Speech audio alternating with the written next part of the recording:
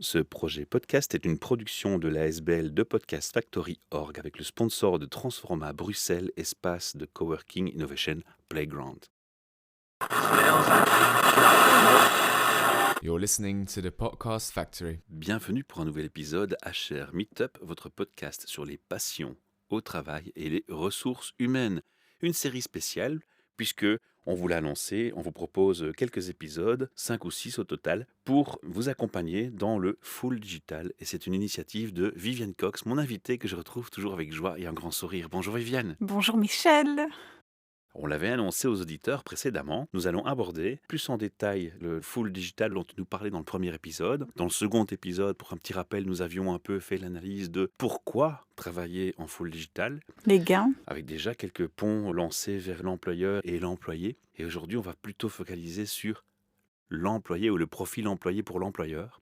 Oui. On va parler de hard skills, de soft skills. On va un peu se pencher, mais qui est concerné finalement par cette possibilité de travailler en full digital? Alors, on va peut-être reprendre notre structure. On va partir de l'entreprise.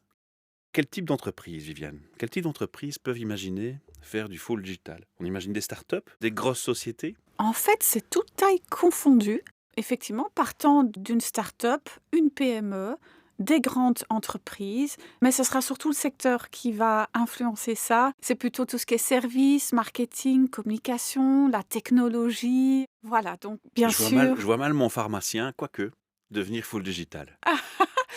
Quoique, je pense qu'il y a déjà des services online pour la pharmacie, hein. Les professions comme les femmes de ménage, les gens qui travaillent pour réassortir les magasins dans les rayons, eux ne seront évidemment malheureusement pas concernés par du full digital, ça me paraît être évident et logique. Il y a toute une série de secteurs qui de toute façon ne seront pas concernés par le débat. Là, on a besoin de l'humain sur place, de la logistique. Mais voilà, si on prend déjà rien que le secteur tertiaire, il y a déjà beaucoup d'entreprises qui peuvent évaluer aujourd'hui les opportunités pour le futur, hein. J'imagine que quand tu as fait cet exercice d'analyser un peu les professions, les métiers, les entreprises qui sont concernées, puisque tu vises ici clairement le secteur tertiaire, on l'avait dit dans le premier épisode, tu t'es inspiré de ce qui se fait à l'étranger. Alors si on parlait un peu de ce qui se fait dans d'autres pays par rapport à ça. Chaque fois que je me pose une question, je regarde, c'est un automatisme, je regarde ce qui se passe hors frontières. Et on voit déjà, par exemple, en France, beaucoup de débats sur le sujet. Ça ne veut pas dire déjà qu'il y a des actions concrètes, quoique il y en a déjà beaucoup, mais beaucoup plus que la Belgique. Et puis, il y a le nord de l'Europe, hein, qui est toujours un inspirant, les pays scandinaves, les Pays-Bas. Et puis après, bon, forcément, les États-Unis, c'était les premiers, en fait. Le Canada, ce sont des grands pays avec des déplacements gigantesques. Et là, en fait, le télétravail, c'était la solution. Est-ce qu'ils sont déjà pour autant avancés dans le full digital? Oui. Tu as une idée de pourcentage ou d'impact? En tout cas, aux États-Unis, ils sont en train de prédire qu'en 2030, il va y avoir 30% des entreprises qui vont passer en full remote. Wow. Donc ceux qui se sont lancés n'ont pas rebroussé chemin parce Et qu'ils sachant que ces envoient... entreprises ont des antennes en Europe, ils vont transférer cette culture-là en Europe, j'imagine. Oui, donc ils sont très à l'aise, on va dire, dans le recrutement international. Ils sont très à l'aise à gérer les time zones. En tous les cas, ils ont vraiment compris que c'est le focus sur les bénéfices et que c'est rentable. Oui, très rentable. Rentable pour maintenir les talents. Je viens de lire, Michel, le livre sur Netflix. Je ne sais pas si toi tu l'as lu. Mais eux se font un point d'honneur de faire des mises à jour des salaires selon le marché. Et ça, c'est aussi le futur. C'est de pouvoir justement avoir ces tirelires pour pouvoir vraiment évoluer continuellement dans l'investissement de son personnel. Ça rejoint ce qu'on disait dans l'épisode 2, hein, faire de ses gains un investissement pour le bien-être et améliorer la qualité de vie et la qualité de travail des gens, Oui. c'est finalement améliorer la productivité, donc les conséquences positives pour l'entreprise. Alors, on parle d'USA, tu m'as parlé d'Europe, Australie, Asie, c'est aussi quelque chose qui est ancré dans leur culture. Oui, en Asie, c'est surtout à Hong Kong que Mhm. ça se passe. L'Australie est bien sûr un énorme pays, donc là, le télétravail, c'est vraiment... Ils sont aussi assez pionniers. Oui. Alors, Viviane, on l'a dit, il y a des entreprises qui sont aux États-Unis. Elles n'auront certainement aucune difficulté à transférer cette culture du full digital en Europe pour leurs antennes présentes en Europe. Cependant, et les entreprises purement belges, avec au-dessus un CIO. Je pense que ces gens, il va falloir les convaincre parce que Je crois qu'ils ont compris leur intérêt financier, les avantages, je pense qu'ils sont pas stupides, ils sont à leur poste assez intelligents pour les comprendre immédiatement. Évident. Par contre, ce que je pense qui est plus un frein, ce sont les craintes. Oui. Les craintes et peut-être des barrières à faire tomber. Alors, quels sont ces éléments où ça coince un petit peu, d'après toi? Qu'est-ce qu'il faut un peu changer dans Mhm. l'esprit de ces CEO, dans leurs clichés? Mhm. Est-ce qu'ils ont des clichés? Oui, les clichés sont encore là en pensant, oui, mais depuis la pandémie, ce télétravail est inconfortable et on jette tout ensemble, alors Dans le que même sac. dans le même sac, Alors qu'ils avaient pris, pardon de t'interrompre, la ouais, leçon de je manque de confiance en termes de management et je oui, découvre que la confiance, ça fonctionne. tout à fait, Ne tombons pas dans le même panneau. Ne refaisons pas jeter le bébé avec l'eau du bain. exactement, faisons le tri. Donc je pense que c'est important de prendre du recul en tant que CEO en disant, bah tiens, qu'est-ce qui a bien fonctionné, qu'est-ce qui était une belle surprise et qu'est-ce qui ne va plus aujourd'hui. Même si on passe pas en full remote, on se rend compte, mince, ça marche plus. Et là, on va devoir investir dans du matériel de qualité, dans des formations de toute façon, même si on passe pas en mode full remote, il va falloir vraiment encore faire des investissements en fait aussi.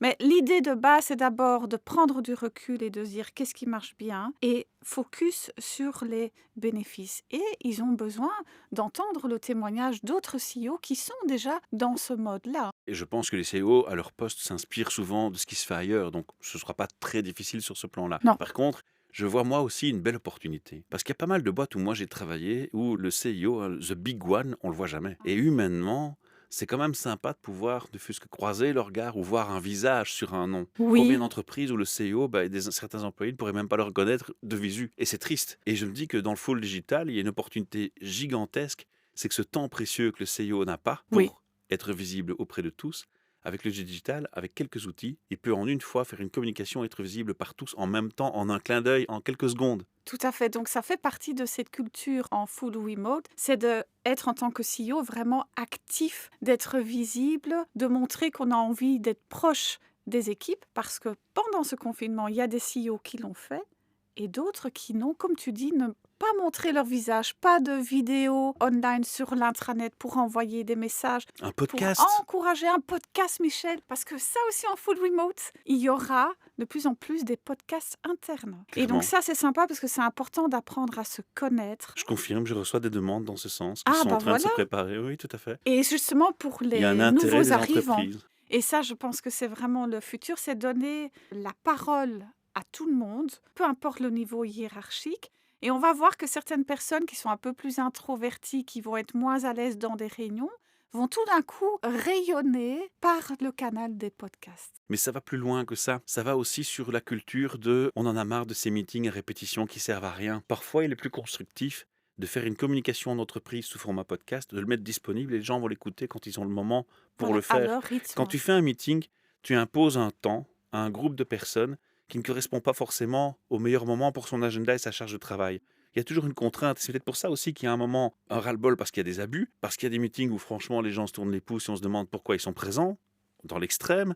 Mais il y a aussi surtout le fait que ça tombe pas toujours au bon moment et que c'est pas toujours facile à caser dans un agenda bien rempli. C'est Tandis clair. que si tu as le contenu d'un meeting de toute façon qui est résumé en podcast, tu peux l'écouter de chez toi pendant que tu fais une tâche répétitive, tu peux l'écouter à ta pause, tu peux l'écouter sur un temps de transport, tu peux l'écouter en allant chercher ton sandwich. Et Tout à fait. Pour finalement, certains sujets, ça se prête très bien. Et puis, quand on parle des réunions, bah, c'est aussi diminuer le nombre de participants, hein, parce que quand on va déjà au-delà de 8 personnes, ça commence déjà à se compliquer. et c'est chronophage, Et c'est parce chronophage. qu'il faut que tout le monde ait au moins l'occasion de s'exprimer, donc ça allonge. C'est clair, c'est clair. Et puis, il y a une crainte aussi des CEO de se dire, bah, tiens, on va travailler plus de manière asynchrone et plus vraiment en même temps. Et pourtant, les entreprises en full remote qui sont productives consacrent 80% de leur temps en asynchrone. On essaye de diminuer le nombre de réunions. En général, ils ont une moyenne de 3 heures de réunion par semaine. Après, le reste devrait se faire de manière asynchrone. Il y a des médias qui peuvent s'y prêter, ça me paraît évident. Donc ça, c'est très Oui, bien pour moi et mon ASBL. oui, Michel. Alors, parenthèse étant faite, je vais revenir donc sur le qui, puisqu'on parle ici de profils, de Oui, métiers qui se prêtent au télétravail ou au full digital. Viviane, on précise aussi que ce n'est pas parce que tu es visionnaire et que tu comprends l'intérêt d'un full digital, pas forcément pour tout le monde, mais pour une grosse partie d'entreprise, que pour autant, tu renies l'hybride ou le télétravail occasionnel. Ça reste ton corps de métier, ton corps d'expertise, on le précise. Mais on pousse la réflexion plus loin et donc ici, on va parler des profils. On a parlé des professions, on va parler des profils. Quel type de profils sont prêts à faire du full digital? C'est aussi un questionnement qu'on peut avoir. Oui, les entreprises qui ont cette expérience maintenant avec le travail hybride ont forcément une force pour apprendre à transiter en fait. Donc il y a déjà des expériences de terrain, il y a autant le mindset, la mentalité de pouvoir travailler à distance. C'est quoi? C'est avoir l'esprit d'équipe, c'est avoir de l'empathie, c'est se rendre compte qu'on ne doit pas se déshumaniser aussi. C'est apprendre à communiquer clairement, aller en transparence. Enfin, tout ça, on apprend ça sur le terrain. On apprend aussi des techniques et des outils par des formations aussi. Mais c'est d'abord les mentalités qui va faire que tu vas utiliser dans le bon état d'esprit les outils aussi. Et la manière dont tu vas contacter une personne. Ça veut dire qu'il y a des profils qui échappent à ce descriptif? Non, je pense franchement que chacun peut apprendre à évoluer Bah oui, c'est le dans mot-clé, c'est ça. apprendre. C'est C'est un vraiment ça. apprentissage. Le rôle du manager sera là aussi pour guider. On crée des chartes de collaboration pour décider ensemble comment est-ce qu'on va communiquer, comment est-ce qu'on collabore à distance. On clarifie les attentes et après, on adapte parce que chacun a son biotope en fait dans son département. Et donc voilà, donc ça c'est mentalité et culture. Donc c'est essentiel que la culture soit comprise, acceptée Et et vécu vécue par au tous. quotidien, quoi. Par Et tous. par tous, et qu'il reste de la cohérence dans les projets qui sont lancés par rapport aux valeurs qui sont fixées. Pourquoi c'est important? Parce qu'une personne qui a décidé de travailler pour telle entreprise, c'est qu'elle a tel type de valeurs. Si ça tendrait à disparaître dans le travail du quotidien, dans les projets, il y aura perte de sens du travail avec de la motivation qui va baisser, de l'engagement qui va se baisser, de la responsabilité qui va disparaître. Donc du coup, c'est vraiment le rôle du manager, mais aussi des ressources humaines et du CEO, de continuer à inspirer, de continuer à adhérer à ces valeurs-là. Et si ces valeurs ont besoin d'évoluer, il y aura toujours aussi ce dialogue. Et donc ce Alors, maintien de culture. tu me lances une perche et tu fais un pont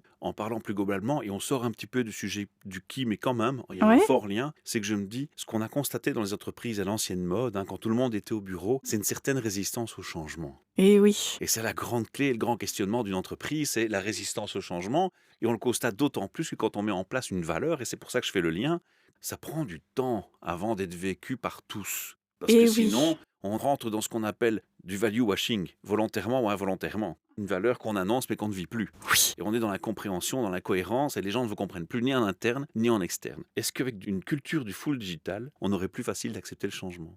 C'est un questionnement qui serait intéressant. Je ne pense pas que ce soit plus facile. Ça aura à nouveau besoin de rythme individuel.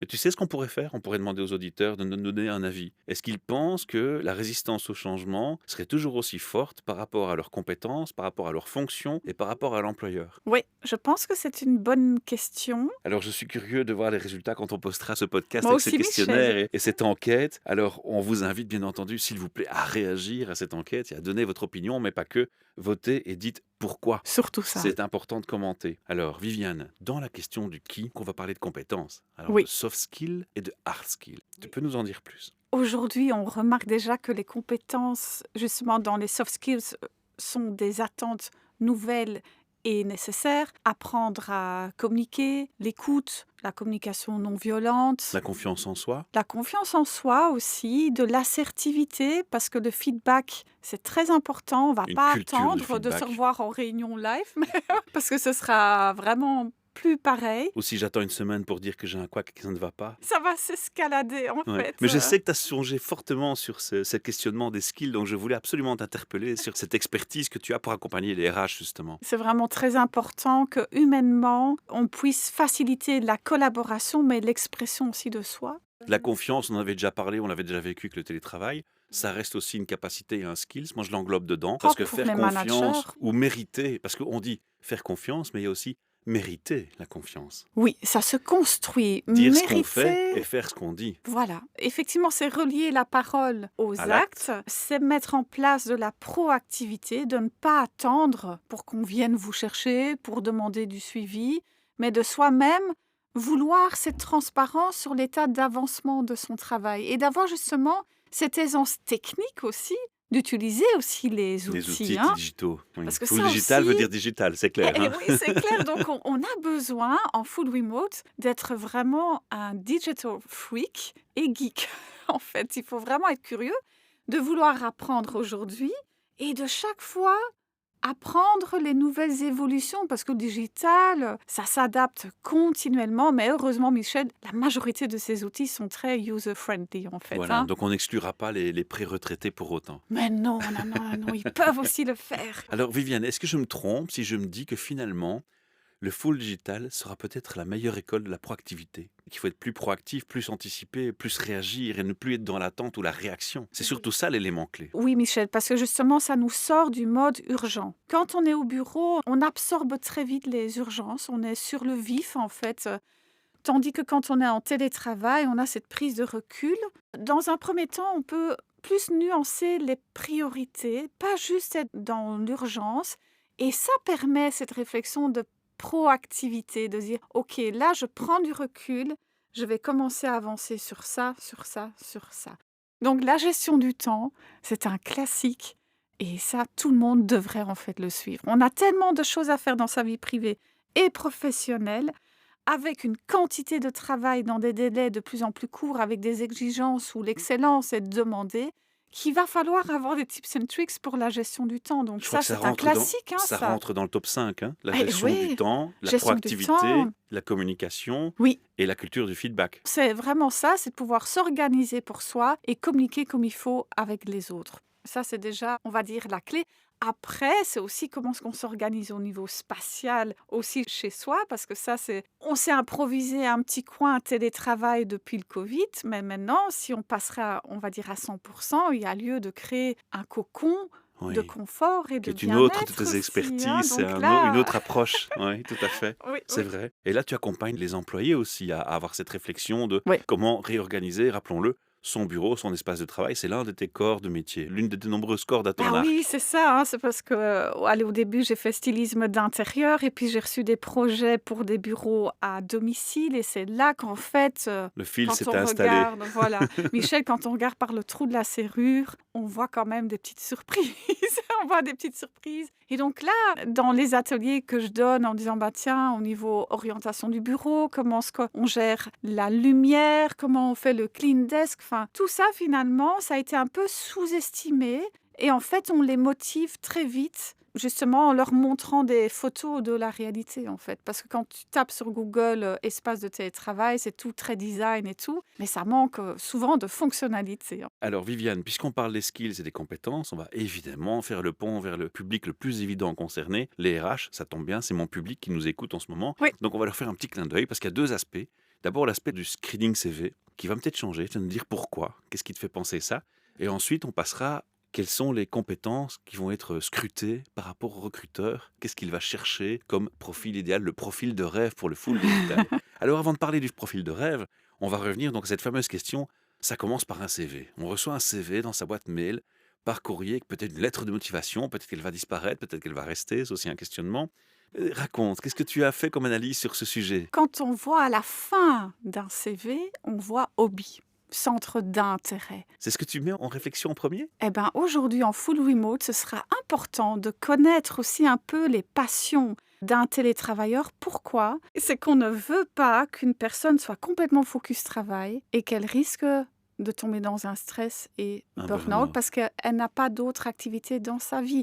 Donc, c'est important de savoir que cette personne a des passions, qu'il Mais a une c'était vie pas déjà sociale. important avant? C'était pour déterminer un peu, on va dire, la personnalité et les goûts de quelqu'un. Ici, ça va avoir un impact sur le travail. On veut vraiment que ces personnes ne tombent pas dans le piège de l'isolement et de savoir que ces personnes ont des hobbies, qu'ils ont des rendez-vous pour jouer au foot, qu'ils ont des ateliers créatifs. L'important, c'est de pouvoir un petit peu mieux le connaître pour aussi voir, tiens, comment est-ce qu'il va gérer sa vie privée? Parce que ça fait partie de sa responsabilité aussi, comment il peut avoir cette balance vie privée et vie professionnelle. Alors, je vais faire un raccourci pour voir si je comprends bien ton analyse. Donc, je suis recruteur et je vois un CV. Et dans le CV, la personne me met que ses hobbies, c'est tout ce qui se fait seul. Et qu'il y a dans ses hobbies pratiquement aucune activité sociale. Je dois m'inquiéter? Non, parce qu'en fait, ça répond à une évasion mentale que la personne est capable de faire. Donc, en fait, c'est ça qui est positif. C'est que la personne s'évade mentalement, qu'elle puisse Oui, restructurer un moment de détente pour elle. Voilà, c'est ça. Après,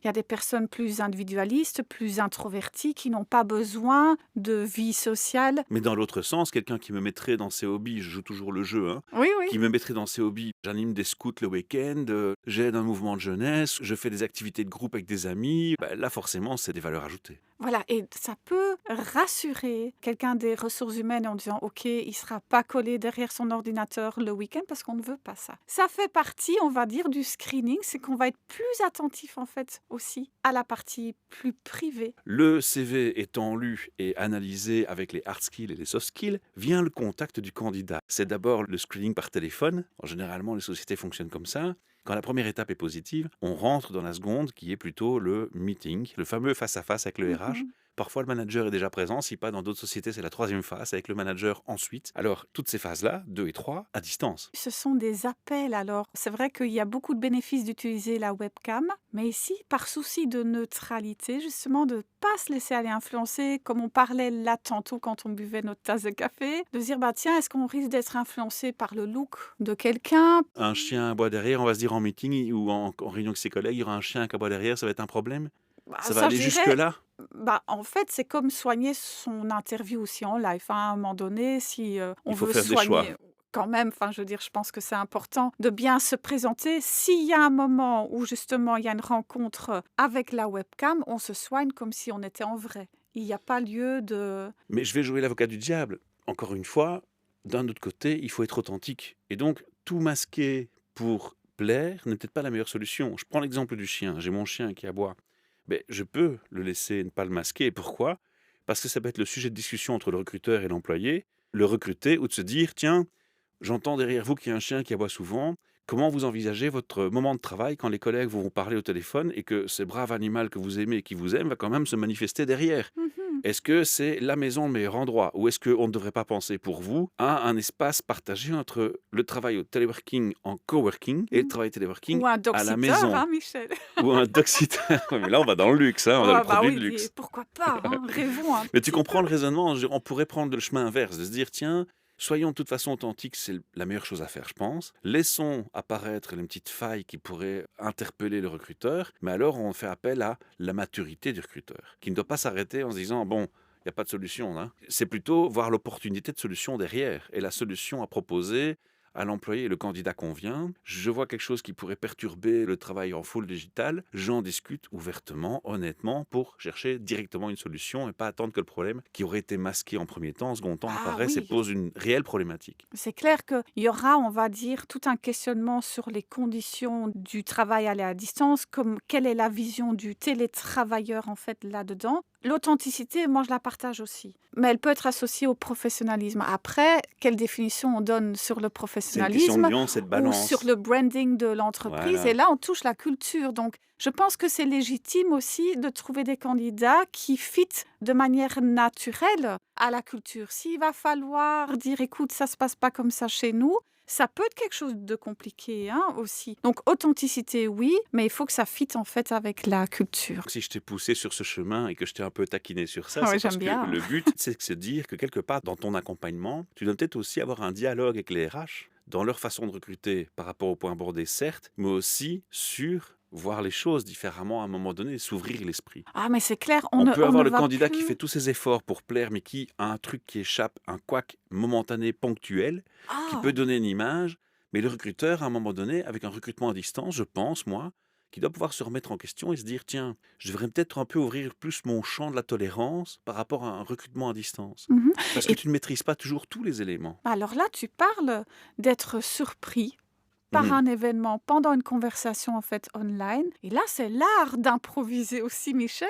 Et puis, je dirais le sens de l'humour. À un moment donné, on est humain aussi. On est dans une maison Il faut pas avec un l'oublier. contexte privé. Donc, effectivement, j'ai un chien, Michel, et on ne sait pas, mais tout d'un coup, elle pourrait se mettre à aller à grogner. Qu'est-ce que je peux faire d'autre en disant... On sonne à la porte et Et on le sonne, voisin ou des gens qui se disputent sur la rue juste en it face au moment où... happens. Et Voilà. voilà, et ça peut donner une image de je vis dans un quartier marginal ou je ne sais Donc, en quoi. fait, de quoi on est en Ouais. train de parler, c'est d'enlever cette rigidité sur le screening et d'avoir C'est le là que je voulais te pousser. Voilà, c'est ça. Eh ben, on s'accorde. Donc peut-être un peu plus de réflexion par rapport à ce point-là, une ouverture plus grande d'esprit, une capacité d'accepter l'imprévu et de se dire rebondissons positivement, quoi. C'est clair. Et le sens de l'humour. Je pense que c'est important aussi dans le screening de voir ça, parce que l'humour est un liant aussi pour la collaboration. C'est pas faux ça. D'ailleurs, nous on se marre pas mal. Ah oui, Et on collabore bien. Est-ce qu'on a fait le tour de ce sujet sur le qui? Je crois qu'on a quand même déjà pas mal soulevé de questionnements et lancé de ponts de réflexion vers l'auditeur. Et ce fameux sondage, on les interpelle, hein. je dirais aussi pour les ressources humaines, pour les managers, ce qui va être important, c'est de recruter de plus en plus des généralistes plutôt que des spécialistes. Ce sont des personnes, on va dire, qui sont ouverts à la polyvalence aussi et qui restent toujours curieux d'apprendre. Parce que parfois, par manque de temps, il y a des personnes qui ne veulent plus suivre des formations. Ça devrait être un must dans toutes les descriptions de fonctions, si elles vont encore exister, hein, parce que ça aussi, c'est en train de bouger, mais toujours avoir cette envie d'apprendre. Et puis on peut conclure aussi par le rappel et le petit clin d'œil vers le premier épisode où on disait, tiens, ça va peut-être changer la nature du contrat de travail. Parce Eh qu'être full oui, digital va peut-être nous rendre ubérisés ou à la carte. Ça va être des réflexions qui seront aussi à pousser dans le futur. ce qui est en train de bouger aussi, c'est des postes attractifs en mi-temps. Parce que voilà, il y a vraiment allez, une demande, il y a la jeune génération, ils n'ont plus envie de passer leur temps à 100% pour le travail, ils ont des passions en plus. Et donc, il y en a qui font du mi-temps pour pouvoir Vivre justement une passion. réaliser leurs rêves aussi, hein.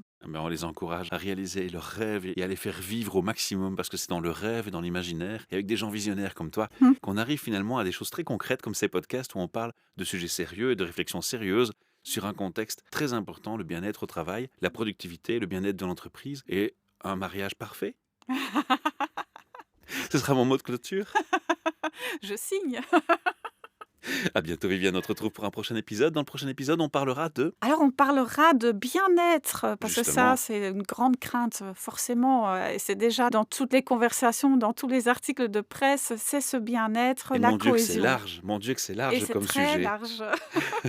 On a déjà planté quelques graines de cette Oui, oui, réflexion à oui. travers ces 3 premiers épisodes. Merci Viviane pour ta confiance envers moi, ton partage de passion qu'on ressent en micro. Et puis, on invite vraiment les auditeurs à réagir à nos petits sondages. Ça te ferait beaucoup plaisir d'une part, c'est une reconnaissance de l'autre. Et surtout, ça appuie tes réflexions et tes recherches aussi à titre personnel sur tout ce que tu vois pour notre futur. Merci beaucoup, Et merci d'y Michel. C'est penser. à nouveau très riche. À bientôt. À bientôt.